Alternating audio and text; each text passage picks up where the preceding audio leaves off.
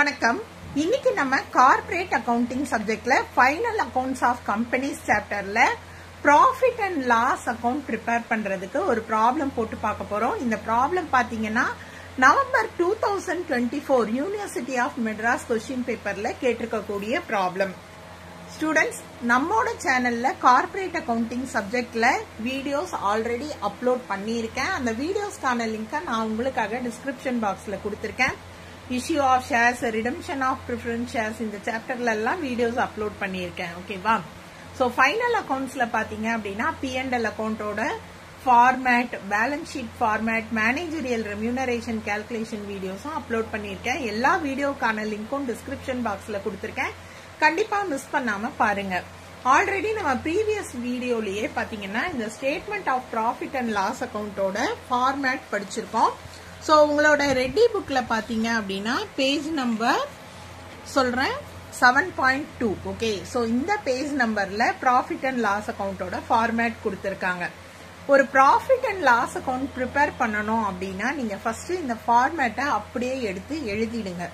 So problem போடுறதா இருந்தா நீங்க ஃபர்ஸ்ட் இந்த ஃபார்மேட்டை அப்படியே எடுத்து எழுதிடுங்க. அதுக்கப்புறம் நம்மளுக்கு ப்ராப்ளம் போடுறது ஈஸி. ஸோ இப்போ இது ப்ராஃபிட் அண்ட் லாஸ் அக்கவுண்ட் அப்படின்றதுனால இந்த ப்ராப்ளத்தோட ஷெட்யூலை நான் அப்படியே ஏற்கனவே எடுத்து எழுதி வச்சிட்டேன். ஓகேவா? ஸோ நீங்க ப்ராப்ளம் போடும்போது இதே மாதிரி ஃபர்ஸ்ட் எழுதிடுங்க. அதுக்கப்புறமா நம்ம கால்குலேஷன்ஸ் எல்லாம் பார்க்கலாம். ஃபர்ஸ்ட் பாத்தீங்கன்னா இந்த நவம்பர் 2024 கொஸ்டின் பேப்பர்ல என்ன ப்ராப்ளம் கொடுத்திருக்காங்க அப்படின்றத தெரிஞ்சுக்கோங்க. Profit and loss account preparation தான். உங்களுக்கு மூர்த்தி புக்ல பாத்தீங்க அப்படின்னா பெரிய ப்ராப்ளம்ஸ் தான் கொடுத்திருக்காங்க. Balance sheet preparation, profit and loss account and balance sheet தான் கொடுத்திருக்காங்க. இந்த மாதிரி ஒரு சின்ன ப்ராப்ளம் கொடுக்கவே இல்லை. ஓகேவா? ஆனா உங்களுக்கு profit and loss account prepare பண்ற மெத்தட் தெரிஞ்சா நீங்க போட்டுடலாம். ஸோ இந்த வீடியோ உங்களுக்கு கண்டிப்பா யூஸ்ஃபுல்லா இருக்கும். ரொம்பவே சின்ன ப்ராப்ளம். P&L அக்கவுண்ட்டுக்குரிய இன்ஃபர்மேஷன் கொடுத்திருக்காங்க. இயர் எண்டிங் 31 டிசம்பர் 2018க்கு P&L அக்கவுண்ட் ப்ரிப்பேர் பண்ண சொல்லியிருக்காங்க. என்னென்ன இன்ஃபர்மேஷன்ஸ் கொடுத்திருக்காங்க அப்படின்றத பாருங்க. Gross profit, salaries, rent, miscellaneous expenses, postage, telegram, repairs, carriage, bad debts, interest received, dividend received, tax. இந்த இன்ஃபர்மேஷன்லாம் நமக்கு இப்ப ப்ராப்ளம்ல கொடுத்திருக்கக்கூடிய இன்ஃபர்மேஷன். ஸோ ஃபர்ஸ்ட் நீங்க என்ன பண்ணணும் அப்படின்னா ஸ்டேட்மெண்டோட நேம் எடுத்து எழுதிக்கோங்க. மறந்துடாதீங்க, உங்களுக்கு இந்த ஃபார்மேட் எழுதுறதுக்கே கண்டிப்பா மார்க் இருக்கு. ஸோ இந்த ஃபார்மேட்டை மனப்பாடமா நீங்க எழுதிட்டு அதுக்கப்புறமா கால்குலேஷன்ஸ்ல அமௌண்ட் போட்டு அதுல மிஸ்டேக்ஸ் இருந்தா கூட உங்களுக்கு இப்ப 5 மார்க் ப்ராப்ளம்னா கண்டிப்பா ஒரு 3 மார்க் இந்த சம்ல கிடைச்சிடும். ஓகே, ஆன்சர் தப்பா இருந்தது அப்படின்னா நீங்க கால்குலேஷன்ஸும் கரெக்டா போட்டீங்க அப்படின்னா கண்டிப்பா உங்களுக்கு ஃபுல் மார்க் கிடைக்கும். போடவே தெரியல மேம் எனக்கு அப்படின்னா கூட நீங்க கால்குலேஷன்ஸ்ல என்ன தெரிஞ்சு போட்டீங்களோ அதை போட்டீங்கன்னா ஸ்டெப் மார்க் கண்டிப்பா உண்டு. அதனால இந்த ப்ராப்ளம் நீங்க கண்டிப்பா அட்டென்ட் பண்ணுங்க. இந்த ஃபார்மேட்டை ஃபர்ஸ்ட் எடுத்து எழுதிடுங்க. ஃபார்மேட்ல ஃபர்ஸ்ட் ஹெட்டிங் எழுதிட்டு பர்டிகுலர்ஸ், நோட் நம்பர், ருபீஸ் அப்படின்னு கொடுத்துடணும். P&L அக்கவுண்ட் ஃபார்மேட் ஏற்கனவே வீடியோ அப்லோட் பண்ணியிருக்கேன். அதுல இதை தெளிவா எக்ஸ்பிளைன் பண்ணியிருக்கேன். ஓகேவா? ஸோ ஃபார்மேட் படி பாத்தீங்க அப்படின்னா நம்ம ரெவென்யூ ஃப்ரம் ஆபரேஷன்ஸ்ல ஆரம்பிக்கணும். அதர் இன்கம், ஸோ இந்த 2 ரெவென்யூவும் ஆட் பண்ணினா நமக்கு கிடைக்கக்கூடியது டோட்டல் ரெவென்யூ. என்னென்ன எக்ஸ்பென்சஸ் அப்படின்னு கொடுத்திருக்காங்க அதெல்லாமே ஆட் பண்ணிட்டு ரெவென்யூ மைனஸ் எக்ஸ்பென்சஸ் தான் நமக்கு ப்ராஃபிட் இல்லையா? ஸோ அதை தான் இங்க எடுத்து எழுதியிருக்கேன்.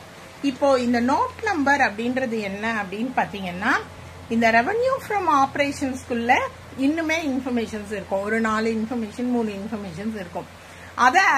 அதுல என்னென்ன அட்ஜஸ்ட்மெண்ட் பண்ணணுமோ அதெல்லாம் பண்ணிட்டு ஒர்க்கிங் நோட்ல பண்ணிட்டு இங்க நோட் நம்பர் 1ன்னு கொடுத்திருக்கோம் இல்லையா? சோ நோட் நம்பர் 1 அப்படின்னு போட்டு ஒர்க்கிங் நோட்ல கால்குலேஷன்ஸ் போட்டு அந்த ஃபைனல் ஆன்சர் இங்க எழுதணும். அதர் இன்கம்குள்ளயும் ஒரு சில இன்ஃபர்மேஷன்ஸ் இருக்கும். ஓகேவா? சோ என்னென்ன இன்ஃபர்மேஷன்ஸ் இருக்கோ அதெல்லாமே ஆட் பண்ணி அந்த அட்ஜஸ்ட்மெண்ட்ஸ் எல்லாம் முடிச்சுட்டு ஃபைனல் ஆன்சரை இங்க நீங்க போடணும். அதுக்காக தான் இந்த நோட் நம்பர் அப்படின்னு கொடுத்திருக்காங்க. ஓகேவா?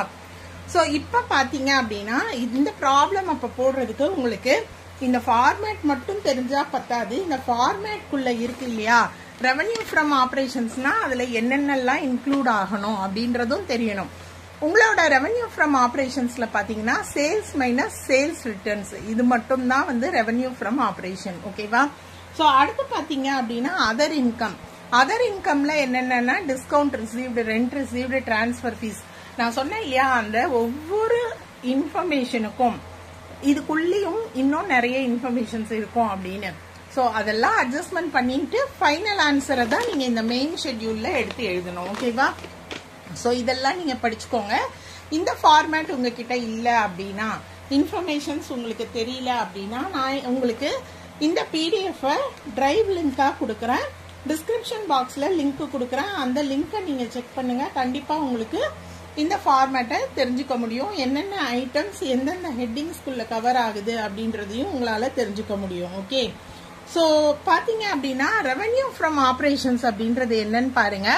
It refers to revenue earned by the company from operating activities. It may be net sales or gross profit of the company. So revenue from operations ன்றது sales ஆவும் இருக்கலாம், gross profit of the companyயும் இருக்கலாம். ஓகேவா? இப்போ நமக்கு இந்த ஃபார்மேட்ல sales minus sales return மட்டும் தான் கொடுத்திருக்காங்க. சம்ல பாத்தீங்கன்னா இது கிராஸ் ப்ராஃபிட்டாவும் இருக்கலாம்னு கொடுத்துட்டாங்க. ஓகேவா? அப்ப ரெவென்யூ ஃப்ரம் ஆபரேஷன்ஸ்ல தான் நம்மளோட இந்த கிராஸ் ப்ராஃபிட் வரும். ஓகேவா? ஸோ இப்போ ஃபார்மேட் படி ஃபர்ஸ்ட் நான் நோட் நம்பர் 1 ரெடி பண்றேன். நோட் நம்பர் 1ல நான் என்ன எழுதியிருக்கேன்னா ரெவென்யூ ஃப்ரம் ஆபரேஷன்ஸ். நான் இப்போ உங்களுக்கு சொன்னேன் இல்லையா, ரெவென்யூ ஃப்ரம் ஆபரேஷன்ஸ்ல என்ன இருக்கும் அப்படின்னு. ஒன்னு சேல்ஸ் மைனஸ் சேல்ஸ் ரிட்டர்ன், இல்லைன்னா கிராஸ் ப்ராஃபிட். ஓகேவா? அதுதான் ரெவென்யூ ஃப்ரம் ஆபரேஷன்ஸ். நமக்கு ப்ராப்ளம்ல கொடுத்துட்டாங்க 27,560 rupees. ஓகேவா? அப்போ gross profit 27,560 rupees.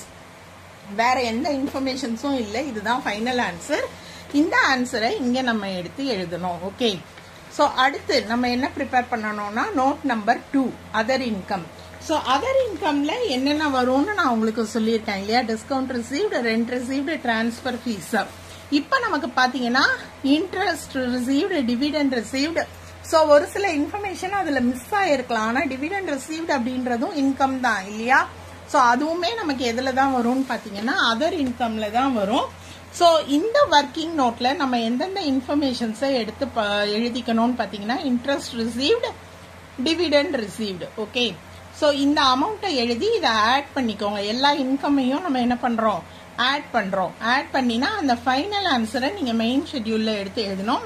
Interest received 260 rupees, dividend rupees 220 rupees கொடுத்துருக்காங்க இல்லையா. ஸோ இதை ஆட் பண்ணி இதோட ஆன்சர் 480 கொடுத்துருக்காங்க. அதர் இன்கம்ல இங்க நான் என்ன எடுத்து எழுத போறேன், அந்த 480 எடுத்து எழுத போறேன். ஓகேவா? ஸோ இப்போ நான் இது ரெண்டையும் எழுதிட்டு இந்த டோட்டல் ரெவென்யூல ரெண்டே இன்ஃபர்மேஷன் தான். ஒன்னு ரெவென்யூ ஃப்ரம் ஆபரேஷன்ஸ், இன்னொன்னு அதர் இன்கம். ஓகே, ஸோ இது ரெண்டுத்தையும் நான் ஆட் பண்ணிட்டா டோட்டல் எவ்வளோ 28,040 rupees கிடைக்குது. இதுக்கு நம்ம ஏ அப்படின்னு நேம் கொடுத்துக்கணும். அடுத்து நம்ம இன்கம் மைனஸ் எக்ஸ்பென்சஸ் தான் ப்ராஃபிட், நெட் ப்ராஃபிட் இல்லையா. ஸோ எக்ஸ்பென்சஸ் என்னென்னு பார்ப்போம். எக்ஸ்பென்சஸ்ல நோட் நம்பர் 3ல காஸ்ட் ஆஃப் மெட்டீரியல்ஸ் குட் கன்சியூம்டுன்னு கொடுத்துருக்காங்க. ஸோ ப்ராப்ளம்ல பாருங்க காஸ்ட் ஆஃப் மெட்டீரியல்ஸ் கன்சியூம்டு கொடுக்கல. ஓகேவா? ஸோ நோட் நம்பர் 3ல நில். ஓகே, ஸோ இங்கேயுமே நான் என்ன போட்டுடுறேன், அமௌண்ட் இல்லை, டேஷ் போட்டுடுறேன். அடுத்து எம்ப்ளாயி பெனிஃபிட் எக்ஸ்பென்சஸ் அப்படின்றது வந்து நோட் நம்பர் 4.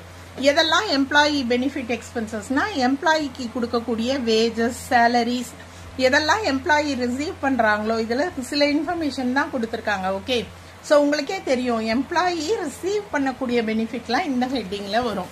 பாத்தீங்கன்னா நமக்கு இதுல சேலரிஸ் மட்டும் தான் இருக்கு, மற்றதெல்லாம் வந்து எம்ப்ளாயி பெனிஃபிட் கிடையாது. ஸோ ஒர்க்கிங் நோட்ல அந்த சேலரிஸை நம்ம எடுத்து எழுதிடணும். கண்டிப்பா ஒர்க்கிங் நோட் ப்ரிப்பேர் பண்ணி தான் நீங்க ஃபைனல் ஆன்சர் போடணும். ஓகே, சேலரிஸ் என்ன அமௌண்ட் கொடுத்துருக்காங்க அப்படின்னு பாத்தீங்கன்னா 4,400 rupees கொடுத்துருக்காங்க. இது ஒன்று மட்டும்தான் இருக்கு, இதுதான் ஃபைனல் ஆன்சர். ஸோ எம்ப்ளாயி பெனிஃபிட்ல நான் 4,400 அப்படின்னு எடுத்து எழுதிக்கிறேன். அடுத்த ஹெட்டிங் பாத்தீங்கன்னா ஃபினான்ஸ் காஸ்ட். ஃபினான்ஸ் காஸ்ட் அப்படின்றது என்னென்ன அப்படின்னு பாருங்க, டிபென்ச்சர் இன்ட்ரெஸ்ட், அது வந்து ஃபினான்ஸ் காஸ்ட் அப்படின்னு சொல்லியிருக்காங்க. ஓகே, ஸோ நமக்கு ப்ராப்ளத்துல இன்ட்ரெஸ்ட் ரிசீவ்டு தான் கொடுத்துருக்காங்க, இன்ட்ரெஸ்ட் பெய்டு கொடுக்கல.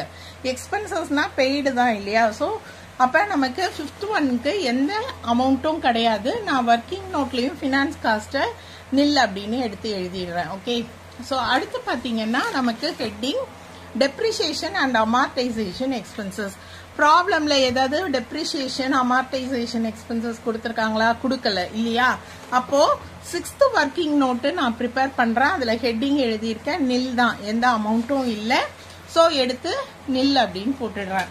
அடுத்த ஹெட்டிங் என்னன்னு பாத்தீங்கன்னா அதர் எக்ஸ்பென்சஸ். இந்த அதர் எக்ஸ்பென்சஸ்ல என்னென்ன வரும் அப்படின்ற இன்ஃபர்மேஷன்ஸ் உங்களுக்கு தெரிஞ்சிருக்கணும். Bank charges, goal, rates and taxes, general expenses, provision for bad debts, doubtful debts, fire insurance. So இது எல்லாமே ஜென்ரல் எக்ஸ்பென்சஸ்.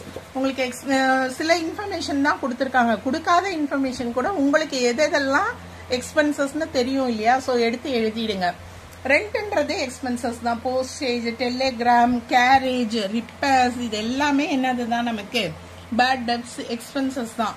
ஸோ அதர் எக்ஸ்பென்சஸ்ல தான் இன்ஃபர்மேஷன்ஸ் அதிகமா இருக்கு. நமக்கு என்னென்ன கொடுத்துருக்காங்களோ அதை எடுத்து எழுதிக்கலாம். ரெண்ட் இருக்கு, மிஸ்சலேனியஸ் எக்ஸ்பென்சஸ் இருக்கு.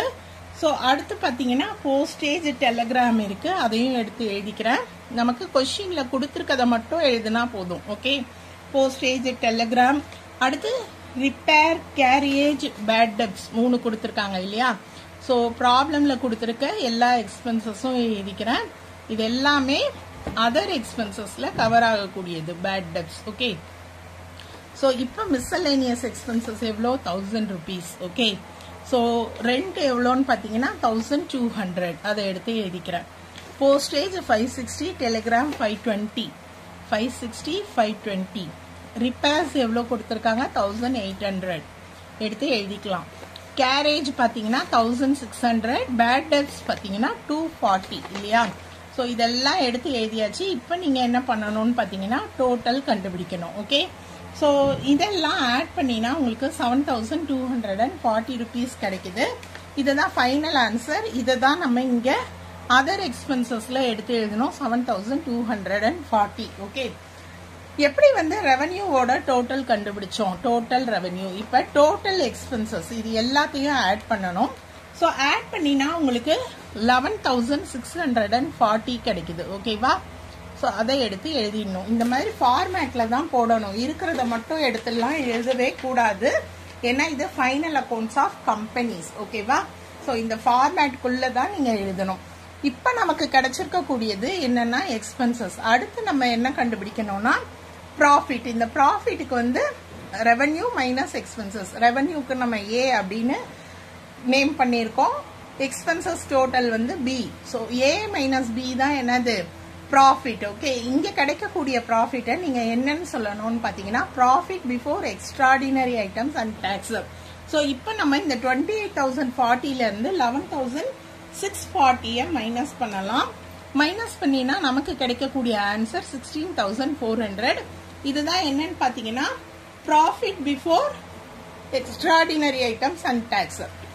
ஸோ இதுக்கப்புறமா நீங்க பாத்தீங்கன்னா எக்ஸ்ட்ராடினரி ஐட்டம் ஏதாவது இருந்தா மைனஸ் பண்ணணும். நமக்கு ப்ராப்ளம்ல எந்த எக்ஸ்ட்ராடினரி ஐட்டமும் கொடுக்கல, டாக்ஸ் கொடுத்துருக்காங்க. ஸோ டாக்ஸ் இங்க மைனஸ் பண்ணணும். ஓகேவா? ஸோ இப்போ நம்ம டாக்ஸோட அமௌண்ட்டை எடுத்து எழுதிக்கலாம், 320. ஸோ இதையும் மைனஸ் பண்ணீங்க அப்படின்னா நமக்கு 16,080 rupees கிடைக்குது.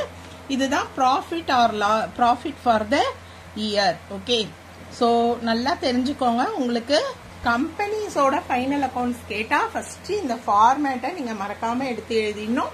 இங்க கொடுத்திருக்கிற நோட் நம்பருக்கு ஒர்க்கிங் நோட்ல எழுதணும். இதுக்கு நீங்க தெரிஞ்சுக்க வேண்டியது கண்டிப்பா இந்த ஃபார்மேட்ல வரக்கூடிய இந்த இன்ஃபர்மேஷன்ஸ், எந்தெந்த ஹெட்டிங்ல என்னென்ன கவர் ஆகும் அப்படின்றது இது உங்களுக்கு டிஸ்கிரிப்ஷன் பாக்ஸ்ல லிங்க் கொடுக்குறேன். கண்டிப்பா படிச்சுக்கோங்க. உங்களுக்கு டவுட்ஸ் ஏதாவது இருந்தா கமெண்ட் செக்ஷன்ல கேளுங்க. நன்றி.